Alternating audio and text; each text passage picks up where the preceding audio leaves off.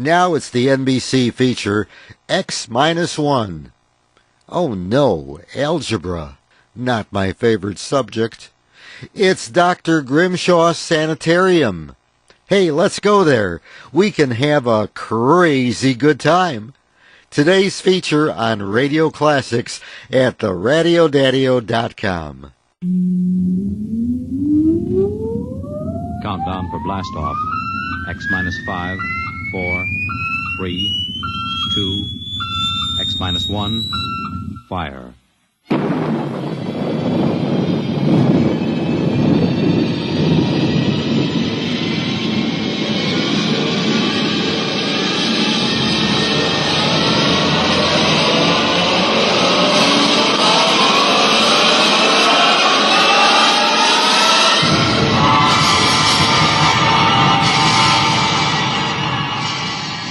From the far horizons of the unknown come transcribed tales of new dimensions in time and space. These are stories of the future, adventures in which you'll live in a million could-be years on 1,000 maybe worlds. The National Broadcasting Company, in cooperation with Street and Smith, publishers of astounding science fiction, presents X-1.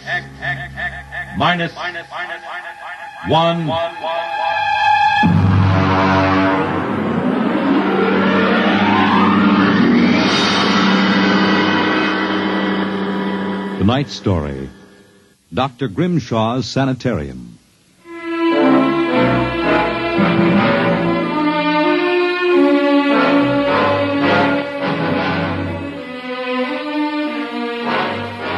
What you will hear in the next half hour represents either a magnificent hoax or the true explanation of the famous Grimshaw Sanitarium scandal which made the headlines back in 1947. The manuscript upon which this account is based was removed by the New York State Police from a fountain pen cover found in the doorway to Dr. Grimshaw's study. We offer this manuscript as evidence only. Whether it is authentic or not, you must judge for yourselves. My name is John Dougherty. I'm a graduate of Hamilton College, class of 34, a member of Theta Alpha. I'm one of those fools who wanted some excitement in life, so instead of going into my father's shoe business, I became a private detective. These are facts. You can check them if you like. The rest of what I write here is so fantastic that I don't expect it to be believed. If anyone should find this manuscript and read it, all I ask is that you notify Miss Millicent Armbruster of 299 Wallace Avenue, Buffalo, that Johnny Dougherty is dead. On the evening of July 1st, Miss Armbruster and I were driving to a wedding. Not our own, although I wish it had been. It was Sunday, and in order to avoid traffic, I took the Old Mill Road, a single-lane dirt affair that runs past the Gowanda Cemetery. Johnny, aren't you going too fast? Not for this road. There isn't a thing around except some tombstones and... Johnny, the gate to the cemetery. Well, what about it? That hearse, look out! Look out! He skidded for about 20 feet and slammed into the back of the hearse. The two rear doors buckled and snapped open. It was a freak. A huge oak coffin with brass handles tipped up and began slowly to slide back toward us. Oh, how horrible. You stay right here, baby. You okay, Mac? You don't pay much attention to speed limits, do you, Jack? Now, look, let's not get hung up on who was right and who was wrong. I was going too fast and you were traveling without lights after dark. Let's see your driver's license. Right here. Oh. Private eye, eh? Now, if you don't mind, who does this joy wagon belong to? Gowanda Funeral Service. It's being rented to Grimshaw. Who? Grimshaw from the private sanitarium. Mind if I ask what you were doing after dark coming out of a cemetery with a wooden kimono? We're moving one of Grimshaw's patients to a new grave. They always travel like this? Look, Hawkshaw, how about skipping the third degree and giving me a hand getting this box back in the wagon? A pleasure. Better screw on that cover again. It's going to slide off. Let's get it in the hearse first. Okay, Junior. You get on that end. Okay. You ready? Yeah, lift. Now just slide it. Oh, brother, who's in there, King Kong? Look out for the cover. I told you that would happen. What's the guy's name, Junior? Oh, why don't you ask him, Sherlock Holmes? A real wise guy, huh? I've got half a mind to report this accident. Yeah, well, go ahead. See where it gets you. Now, if you'll pardon me, I'll deliver the body.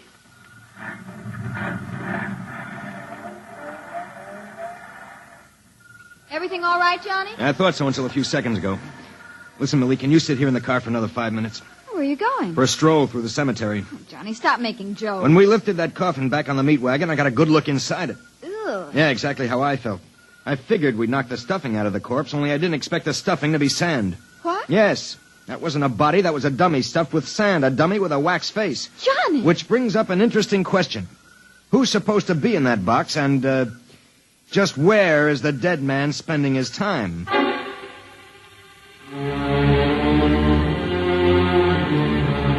Sometimes in my business, when things drop off, you have to go out and, dig up new clients. My next case was a gentleman named Harlan Ward Sr., a wealthy automobile manufacturer. I'd gotten his name off his son's tombstone. Are you trying to tell me, Dorothy, that my son Harlan was never buried at Gowanna Cemetery? Exactly, Mr. Ward. But why? Maybe if you'll tell me the circumstances surrounding your son's death, I can help answer that. My son was a rather impetuous young man. Tall, good-looking. After his graduation from Princeton, he began drinking quite heavily. After he got into a couple of scrapes, we sent him to Dr. Grimshaw's Sanitarium in the hopes that he could be cured. While my wife and I were in Europe, we received word that he died, buried at Gowanna in our absence. Last week, my wife and I decided to have his body removed to the family vault here at Short Hills. How'd your son die? Suicide. You never saw the body? No, we couldn't get back from Europe in time.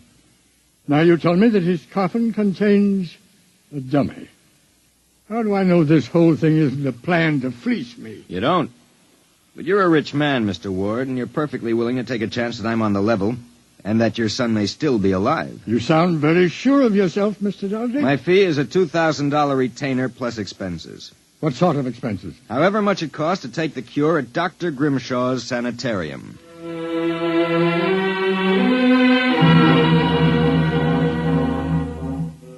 Dr. Grimshaw's Sanitarium was just outside Gowanna. Most of the cases were nervous breakdowns and alcoholics.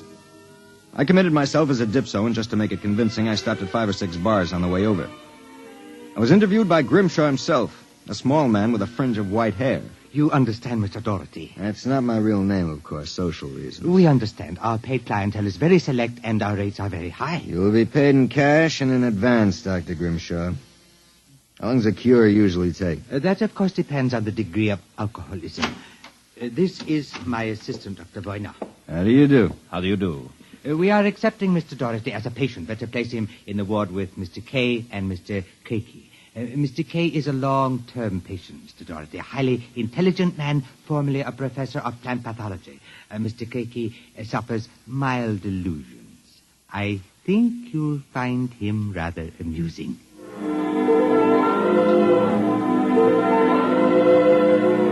After about 3 days, my roommates Arthur Kay and Crakey got used to me. And we even began to play three-handed bridge. Kay was a chronic dope addict, an intelligent, sensitive man. Crakey was nothing but a clown. He kept a big black cat named the Professor, which he talked to as if it were human. And so I said to her, my dear Countess, if you don't like the company of my cat, then you don't like me. She looked at me as if I were insane. But, of course, the joke was on her because I was. Professor? The professor is very sociable. Excellent company. Except when he kills birds and deposits them in your bed. He's nothing but a feline murderer as far as I'm concerned. Ah, see? You have insulted him, Mr. K. Come here, Professor. Let's make friends. How about giving me your paw? Oh! Scratched me, you black devil. You insulted him. You hurt his feelings. Well, just keep him away from me. It will be a pleasure. I would advise you not to insult him again. Good afternoon and evening. Is he always as nuts as that? Ever since I've been here. What's his problem? Manic depressive. And a little paranoid, too. How long have you been here, Arthur? At Grimshaw's 2 years. I left for a while, but I couldn't stay away from the junk, so I committed myself again. Did you, happen to know a patient here named Harlan Ward? Why do you ask that? Did you know him? I met him socially a few times. I understand he died here. So the newspapers said. I wouldn't know. Suicide, wasn't it? Was it? You're being pretty careful, aren't you? Mr. Doherty, what would you say if I were to tell you that I don't believe Holland Ward is dead? What makes you so certain? He used to share this room with us. He slept in the same bed you now use. I see. He was an alcoholic, doing quite well, too, from what I could observe. We all expected him to go home soon. Then one evening he had a violent fight with Crakey. Crakey accused him of snooping or something. Later that night, Grimshaw and Voyner took him out. Where? Where they take all the special treatment cases to the charity clinic. It's that small building on the other side of the stone wall. A few days later, we read about his death. Suicide, they said. Just what makes you think he's still alive, Arthur? This? About a month ago, I was in the garden next to the wall that separates us from the charity clinic. Suddenly, I thought I heard a sound, like a child whimpering. It stopped. And a moment later, this note came over the wall, wrapped around a stone. What's it say? Help me, for God's sake, Harlan Ward. Arthur, how would you like to have some fun? Like what? Like sneaking out tonight and going over the wall to the charity ward? What do you say? It would break the monotony a little. I suppose there's no real harm in it. Of course not. I'd go alone, but I'll need help scaling the wall.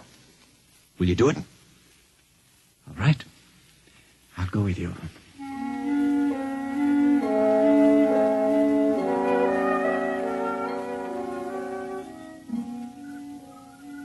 Up. All clear. Give me your hand and I'll lift you. Be careful when you drop. Ready? Go ahead.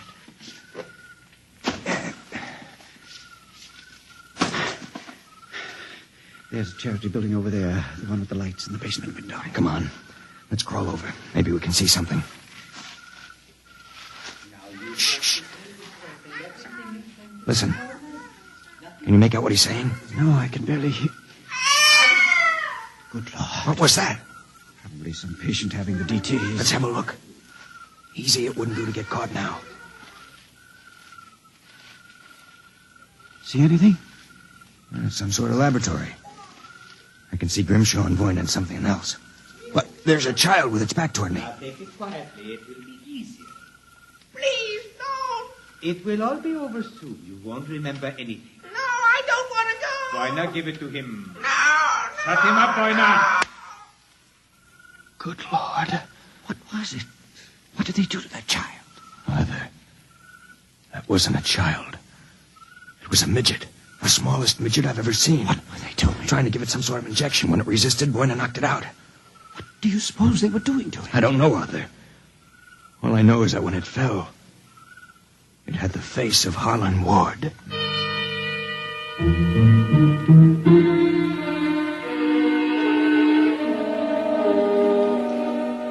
All the way back to our room, my brain was working like some frantic pinball machine. Only the score somehow wouldn't add up. The pieces were there, all right. A crazy old doctor, a brutal assistant, a private sanitarium, and a midget with a dead man's face. I thought that when I got back to our room, I'd have some time to think about it.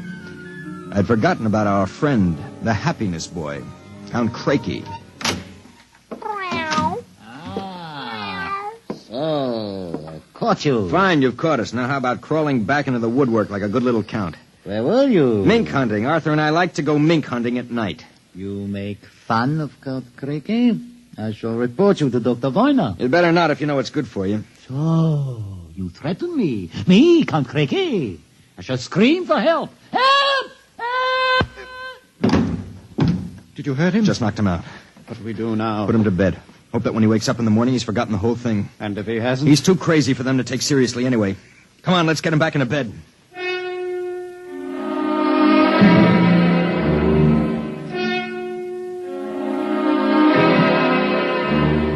I went to sleep in my own room. And the next thing I felt was the sharp jab of the hypodermic needle in my left arm. Hold it. It'll be useless to struggle, Mr. Doherty. In a moment, your motor nerves will be completely paralyzed. What's this about, Grimshaw? I might ask the same of you. My good friend Count Crakey informs me you and Mr. Kay decided to do some snooping earlier tonight. He followed you and saw you climb the wall. Crakey's insane. Mr. Doherty, That is a matter of opinion. Craigie, what is this? Perhaps my assistant, Dr. Grimshaw, would be good enough to explain. Assistant? Yes. You see, I am the actual head of the Grimshaw Sanitarium. Count Craigie feigns many delusions, Mr. Doherty. But in this case, he is telling the truth. Count Craigie is actually Professor Ernst Hassler. Professor Hassler and I worked together in the Berlin Neurological Institute before and during the last war. Unfortunately, my political affiliations with the Third Reich were under investigation by the War Crimes Commission. However, Dr. Grimshaw managed to smuggle me into this country, where I masqueraded as a mental patient, in order that we might continue certain experiments which were interrupted by the American Army. I can imagine the sort of experiments you conducted. You and your friend Mr. Kay will discover their exact nature very shortly, Mr. Doherty. It is a magnificent opportunity to serve science. I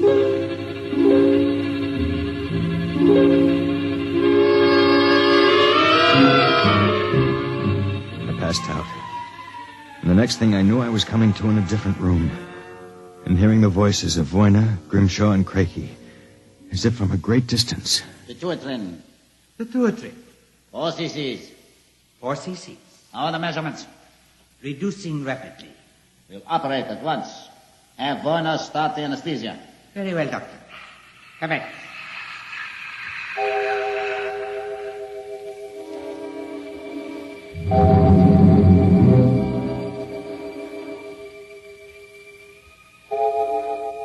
When I came to again, I had a blinding headache. I began to wonder if Craigie and Grimshaw weren't doing something to drive me insane, because I lost all sense of perspective. The room seemed to grow in size.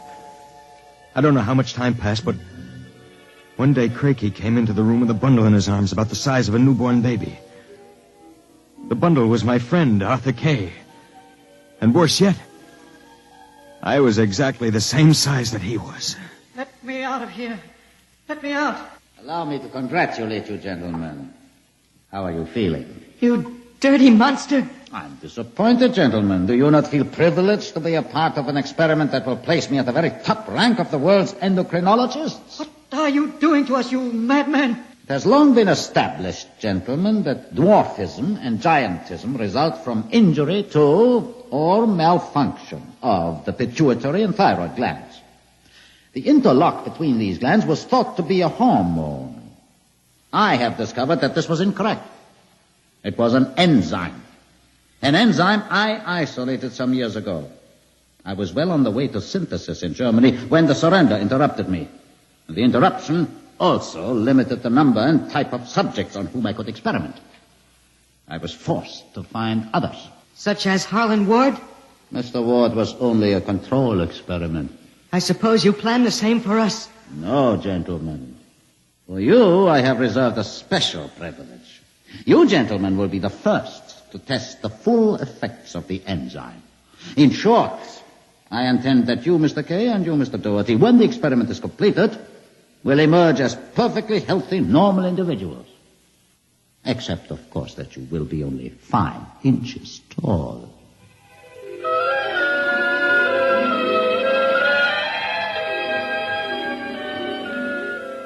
The days and nights that followed were a living nightmare. A nightmare from which Arthur and I awoke for brief periods to find ourselves in a strange new world.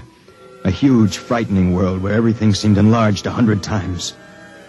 When we finally emerged, we found ourselves imprisoned in a tiny mouse cage. Judging by the relative size of things, we could not have been more than 5 inches tall. Now we realized the experiment was at an end. That from now on, it was either escape or be destroyed. How's it coming, Arthur? Another moment. I think I'll have this lock worked loose. And if we escape, then what? We'll worry about that after we get out of this mouse cage. Suppose we don't make it. At least you've written the story on that scrap of paper. Someone may find it and read it. Nobody will believe it. Then why did you bother to write it? I don't know. I suppose I want the world to know what happened to me. That does it. Help me push the door open. Now what? The first job is getting down to the floor. I think we can make it by sliding down the telephone cord. Are you game? Go ahead. I'm right behind you. Easy now. Look out!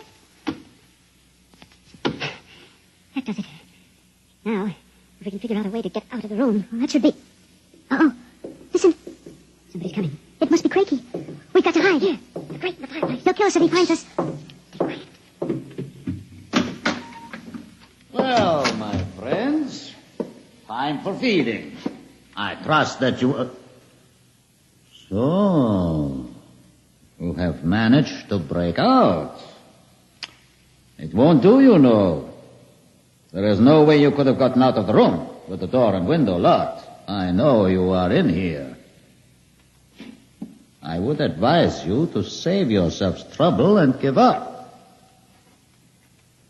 Very well, my tiny friends. If you prefer to play the game of cat and mouse, then I shall be happy to furnish the cat. There is no way you can get out. What now? He's gone for the cat. If that monster ever gets in here, we're goners. There must be... Wait a minute. What? Do you see that thin strand of wire running along the molding? What about it? It's the automatic fire alarm. When the alarm is tripped by a fire or short circuit, all the locks are sprung so that the patients can escape from their rooms. If I can short that wire before Crakey lets the cat into the building, let's go. There's a tiny sliver of steel from the cage on the floor. I'll work with that. You keep an ear to the door. Go ahead. This insulation is tough as rawhide. Christ, this stuff. Hurry up, Arthur, for God's sake. There it is. Stand away. I'm going to short it. Ready? Okay. We made it. There goes the door. Let's make a run for it down the hall. If we can get to the garden, we've got a chance. I smell smoke. The short may have actually started a fire. Come on. Wait a minute. I have to go back. The manuscript. Don't be a fool. There's no time. Come on. You go ahead. I'll catch up. Hurry up. I'll wait in the hall. Only a second. I've got it. Come on. There's nothing to stop us now. Arthur? Where are you? It's funny. Arthur? Arthur? Arthur, what's happened to you?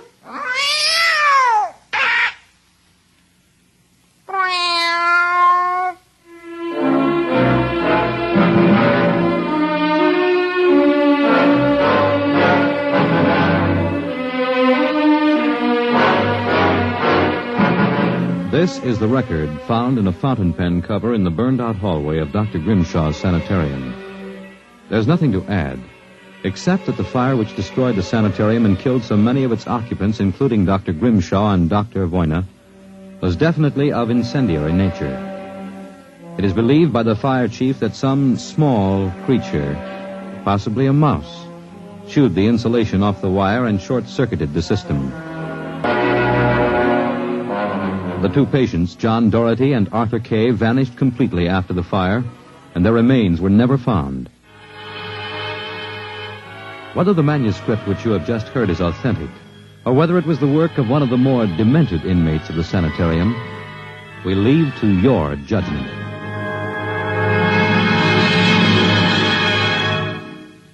You have just heard X-1, presented by the National Broadcasting Company in cooperation with Street and Smith, publishers of astounding science fiction. Your announcer, Fred Collins. X-1 was directed by Fred Way and is an NBC Radio Network production.